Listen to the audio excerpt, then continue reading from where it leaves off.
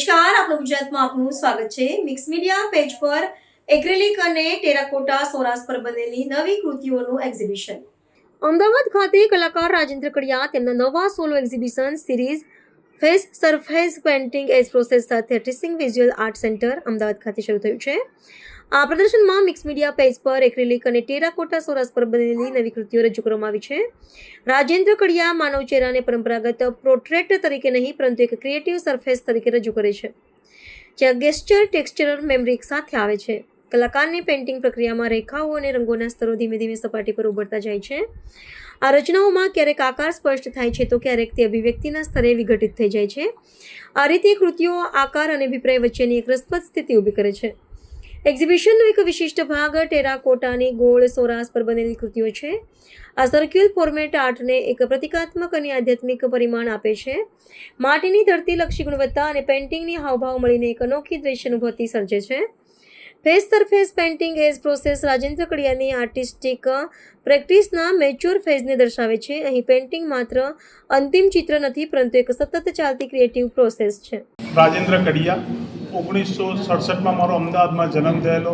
હું પૂરની અંદર રહેતો હતો અને મારા ઘરમાં 11 કલાકારો સાથે અને મહેન્દ્રભાઈ કડિયા એ મારા મોટાભાઈ હતા અને એ અવારનવાર પૂરમાં આવે અને ભાઈ હું રમતો ક્રિકેટ કેરમ કંઈ એટલે મારા ઉપર બહુ ગુસ્સે થાય કે તું તારો સારો ટાઈમ બગાડી રહ્યો છે, તું કંઈક કર ભાઈ, મારે કરવું છે પણ મને તમે સમજાવો।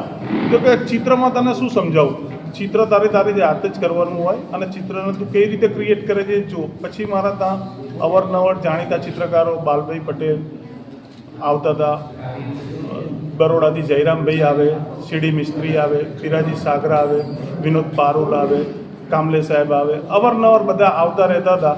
અને એ લોકો જ્યારે વાત કરતા હોય ત્યારે હું બાજુ પર બેસતો હતો અને નાનો હતો એટલે મારે કશું થઈ શકે એવું નહોતું પણ મગજ મારું ખુલ્લું રહેતું અને એ મગજમાં આ બધી વાતો ઉતારતો હતો।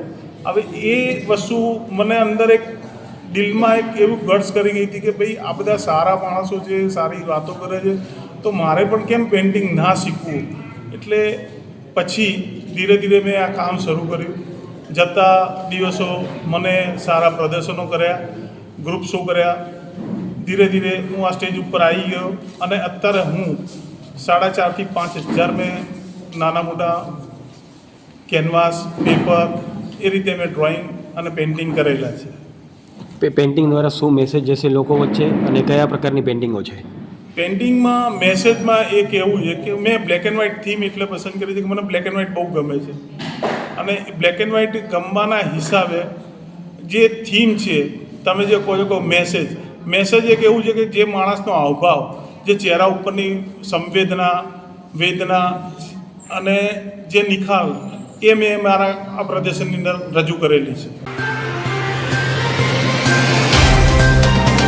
तो व्हाट्सएप, ट्विटर, फेसबुक, इंस्टा जहाँ भी आपका अकाउंट है, इसे शेयर बटन के द्वारा वहाँ पर शेयर करें।